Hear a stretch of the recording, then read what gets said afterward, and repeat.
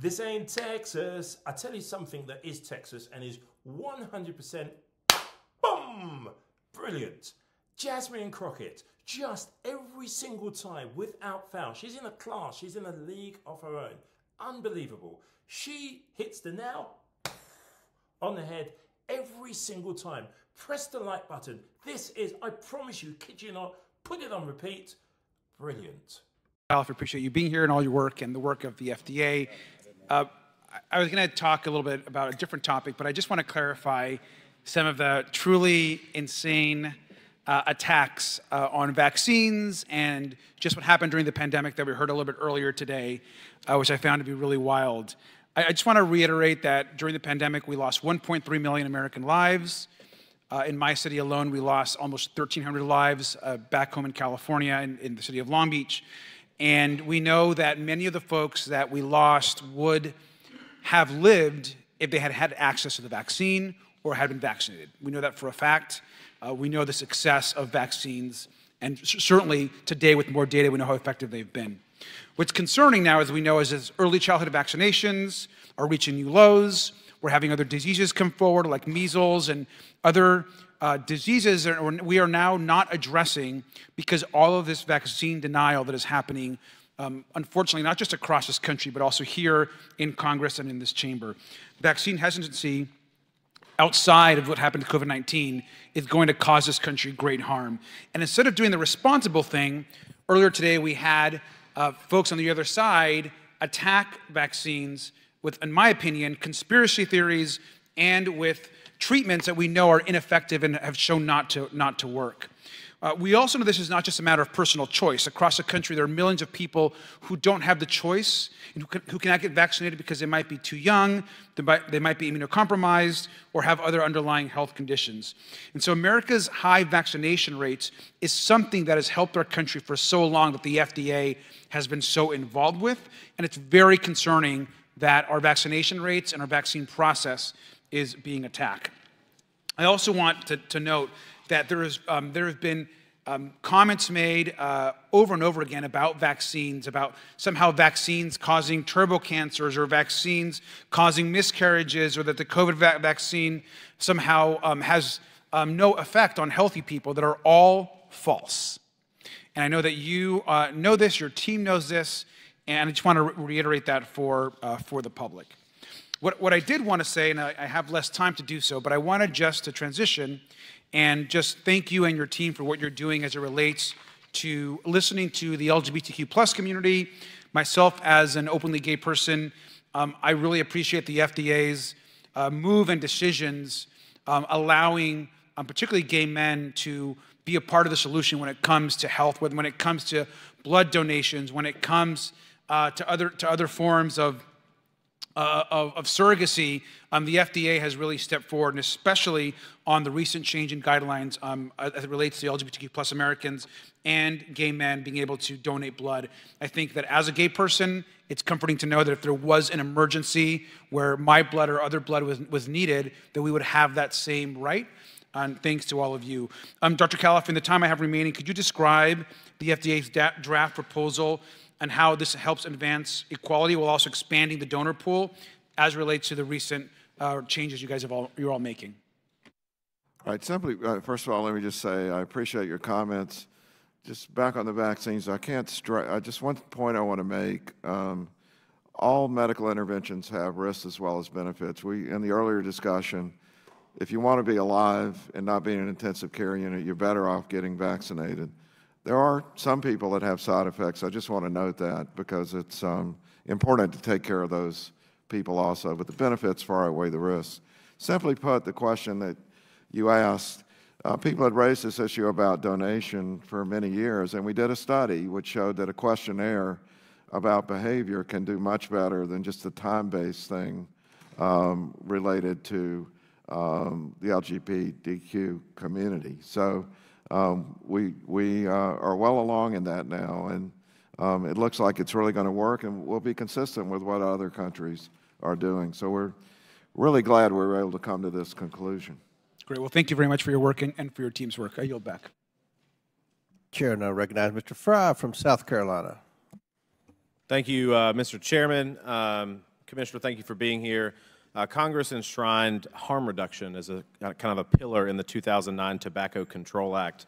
The FDA's 2017 strategic plan embraced that harm reduction with the former FDA commissioner noting that successfully implementing harm reduction could dwarf the introduction of any new medical technology and its positive impact on our public health.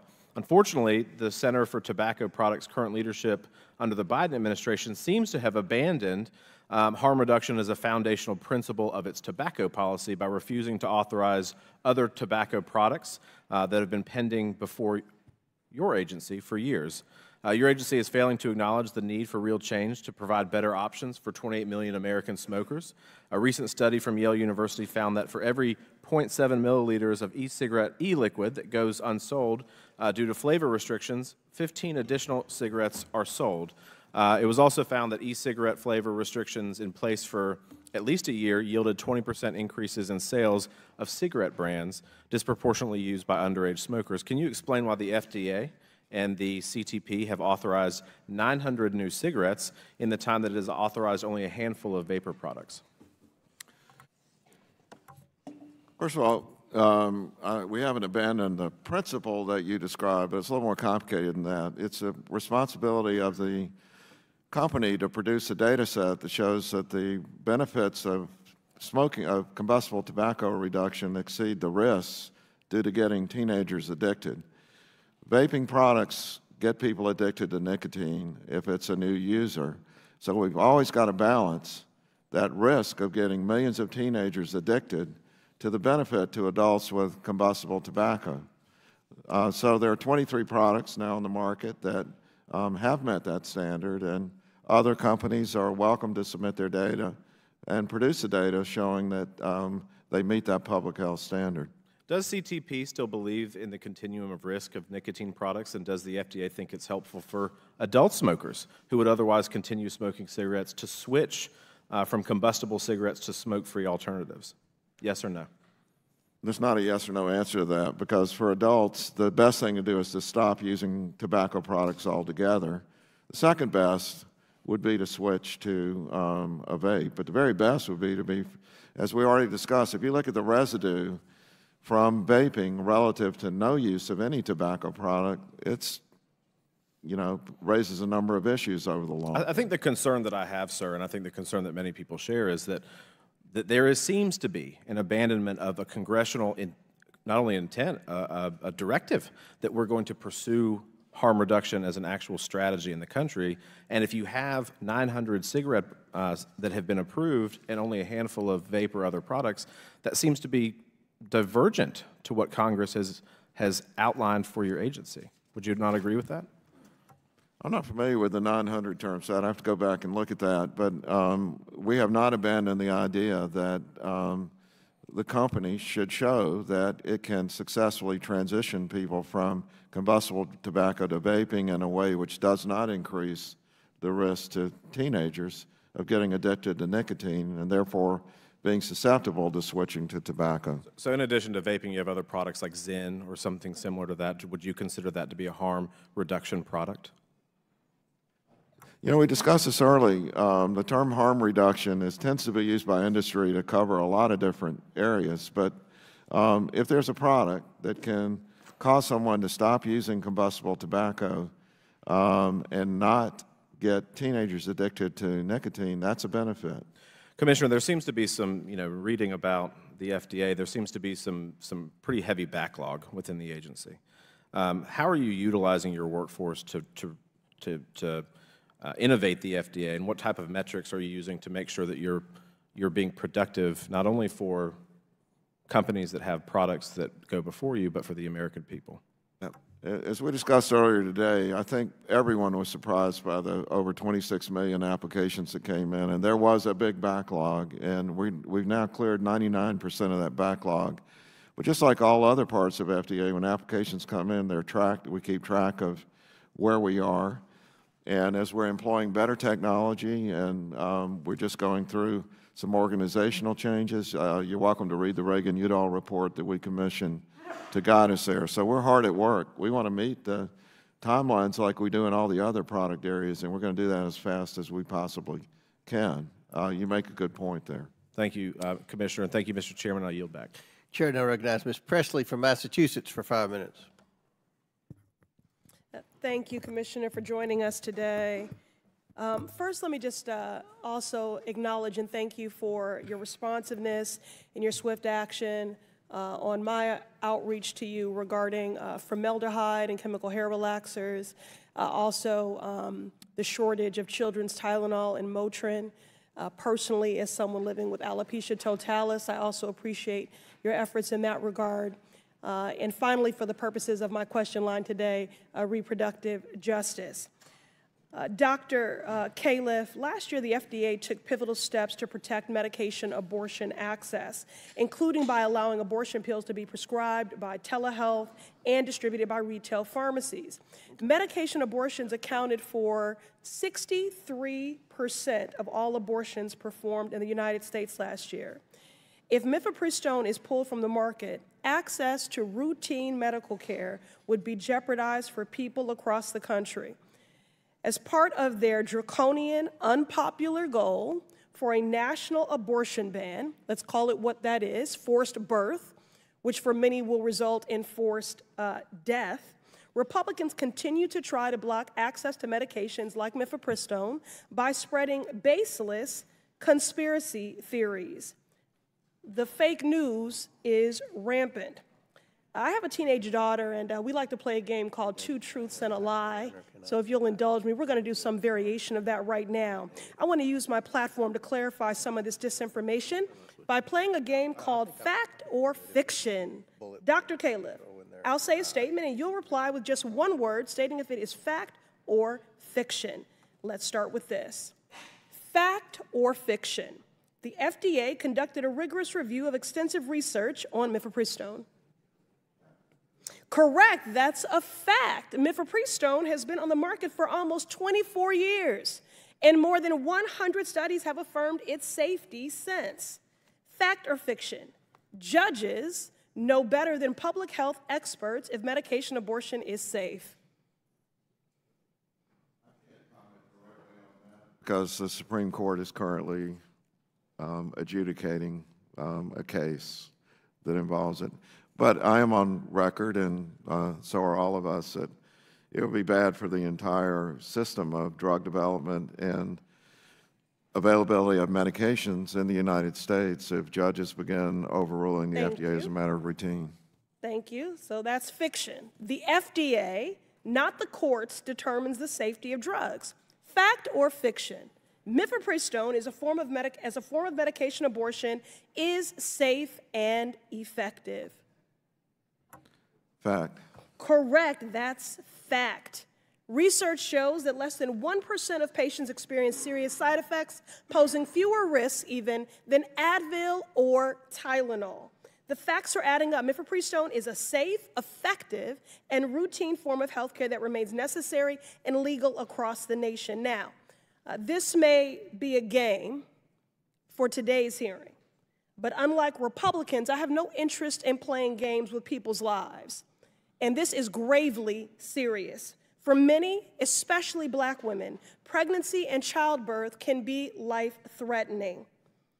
Now, I know this is a shock to the far-right extremist old white men making these decisions, but there are hundreds of reasons why someone might want or need to terminate a pregnancy with medication abortion, and policymakers and judges should not be the ones making decisions for them.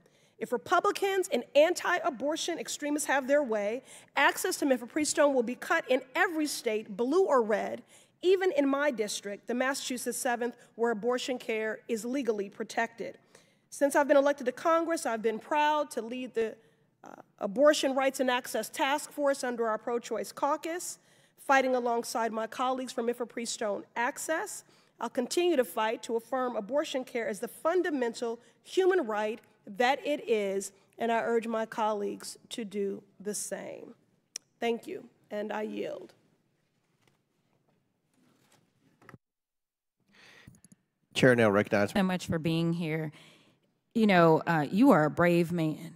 I don't know who would want to sign up for your job, especially in a time in which it seems like we don't believe in science, or we don't know what data is, or we just gonna ignore it. I'm not really sure. I don't know how long you were asked about ivermectin. And let me tell you something. I don't know if you've ever testified in court, but you will be a great witness because you refused to answer the way that he wanted you to, which would have been, again, putting out misinformation. Because I do want to do a quick level set on something. And I don't know how we continue to come back to this. But let me just ask you a few questions. Was COVID-19 real? Yes, I had it myself twice. I think twice, once or twice. Did people die? Just in the U.S. alone, over 1 million people. It was in the top 3 causes of death for many months. And I had friends, you know, I was an intensive care unit doctor. When I came to FDA, I stopped practicing, but my friends in ICUs were overwhelmed. Hospitals had to have trucks backing up to the hospital because there wasn't enough room for all the dead people. And did vaccines save lives? Yes, thank you for asking that again. People that are up to date on their vaccines have a significantly lower risk of being dead or admitted to an intensive care unit compared to those who are not up to date on the vaccine. And the worst of all are people not vaccinated at all. That's true on the individual level. If you look at counties in the U.S., the counties with a higher vaccination rate have lower death rates from COVID. If you look at countries, you see the same general relationship. So the vaccines have been highly effective. Thank you so much. Not perfect, but highly effective. I understand. I don't know that there is any perfection. I know that there's none in this chamber.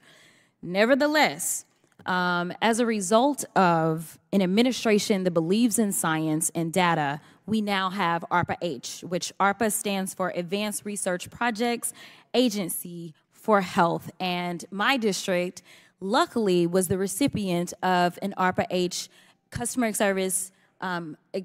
experience centers. And I'm so excited because this means that as we are looking at trials, as we're looking at diversifying them, we will have a great opportunity right there in Texas 30. It is a huge investment in science to make sure that we can save lives. And when the next pandemic arrives, we will actually be prepared and have science so that we can stay on top of this. Because the last time I checked, and doctor, correct me if I'm wrong, having a leader suggest that we should inject bleach. Are you aware of anyone being cured of COVID-19 because they injected bleach into their body? I am unaware of any such thing. If I might comment in general, and this relates back to the discussion about ivermectin. I came along when heart attacks, no one knew what caused a heart attack. That was what I focused on. We tried 100 different things for the treatment of heart attack. Only a couple of them worked, the others didn't. And the only reason we knew what worked is we went from the idea to doing a well-conducted study, a randomized trial. And then, if it worked, then all the practitioners began to adopt it and use it. So we now treat heart attacks by going to the cath lab, opening the artery, and some medicines that work. Ivermectin has been studied multiple times in randomized trials, no benefit. But it is highly effective for the treatment. I use the word worms as a generic term for the kinds of infections that typically occur in places like Asia that can be devastating. It got a Nobel Prize because it's effective for those, and it's been a lifesaver, but it's been ineffective in COVID. I completely understand. The last area that I'm going to touch on in my last 45 seconds, because I am a woman out of the state of Texas, there's no way that I am going to have a conversation and not talk about reproductive access. So out of curiosity, would you consider the medical management of a miscarriage to be potentially a life-saving usage? Yes or no? I have to decline to answer that because that is it's perfectly under fine. Adjudication by the Supreme Court. That is perfectly fine. I'm gonna tell you yes, but I'm gonna give you another question that you can answer. Would you consider erectile dysfunction as a life-saving usage for Viagra? Not life-saving. Not life-saving. Okay, well, I'm going to tell you that based on my research, that mifepristone actually has life-saving characteristics, yet Viagra doesn't. And for those that don't know, Viagra, from my understanding, is actually nearly 10 times greater as it relates to risk of death. Yet for some reason, it's not sitting in the court right now. And I do appreciate the fact that you laid out that when it comes down to getting drugs approved, they actually go through trials. It's not just randomness. You take the randomness, you then say, maybe there's some evidence here, and then you put it through the ringer. After putting it through the ringer for decades, women's lives have been saved. And as a representative from the area that Roe v. Wade actually initiated, I am appalled because for whatever reason, some people want us to go back to horse and buggy in this country. And I think since now maybe we have the internet, maybe we should take advantage of it. And we shouldn't say that we should remain in the times of horse and buggy. And so with that, thank you for the work that the FDA does. I respect your research. I recognize that the courts don't do research. I also recognize that this chamber seemingly doesn't care about research. But because of the work that you do, there are lives that are being saved, and I need you to be funded to the fullest extent to make sure that we can continue to save American lives. Thank you. Chair recognizes Mr. LaTurner from Kansas. Thank you, Mr. Chairman. Commissioner, thank you for being here today. FDA holds the responsibility of ensuring the safety and integrity of our nation's food, drugs, and consumer products, a responsibility that not only impacts our economy, but also the health and well-being of every American citizen. However, this FDA has failed to meet its mission statement and is defined by crisis from persistent drug shortages to the most significant disruption to the infant formula market in history. We cannot afford to overlook these critical failures. The well-being